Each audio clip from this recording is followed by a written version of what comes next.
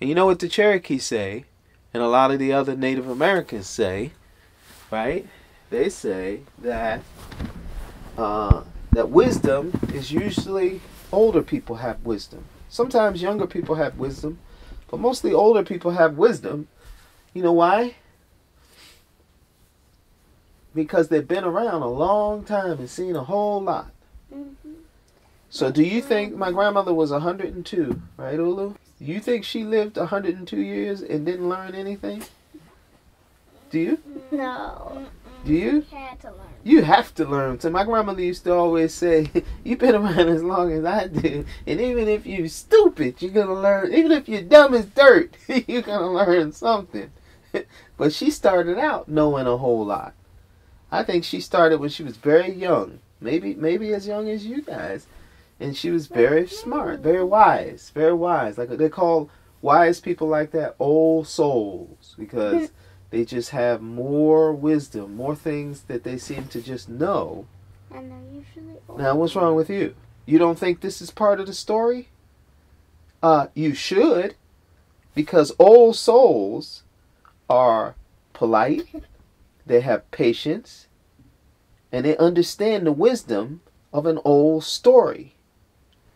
You don't just jump into the story. You guys have been watching Hollywood movies too much, because you want to jump into this fantasy world really quickly.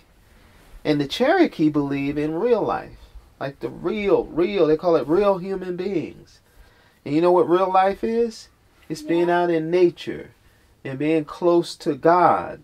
Like, not thinking that things happen by just your own will, but also by the will of some greater force, some greater, Remember when it was thunder and lightning and you were running around screaming and hollering, Oolu? You don't want me to tell her, do you? Yeah, Oolu was like, ah! And she was for real. I'm like, is she really flipping out? But it was loud. It was really loud. The lights went out. The computer went out.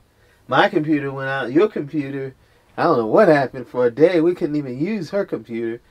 And I kept telling Oolu, this is God. Remember, what did I say? Do you remember what I said? It was so loud. It was the loudest thunder. I mean, it shook me. It really shook me. I was like, whoa. That's like a 10-gun salute all at one time. It was a big old bang. And as soon as that happened, a transformer somewhere blew out. Because seconds later, I could hear it. And it made a big boom. Seconds later, it made a huge boom. Anyway, all right, lay back. Thank you for my hugs. Now lay back. So, what did I say about the thunder? What did we say about that thunder? And you remember? I said the Native Americans believe that thunder is shock and awe. Oh yeah. Remember, it's shock and awe, shock and awe. And you just, it's just like, it shakes you up. You ever hear thunder like that? It's just so loud. It's just like, whew. It just shakes you. That's how loud it was. And that's shock and awe. We actually had a president. We actually had a president who bombed the heck out of some people. Not some people, some Iraqis, and called it shock and awe. But the Native Americans see shock and awe as when a God force or something. Why would they bomb the people? Well, I mean, that's a long story. I think that I like to look at it like human beings sometimes have less patience with one another than they should. Human beings do, and they don't really.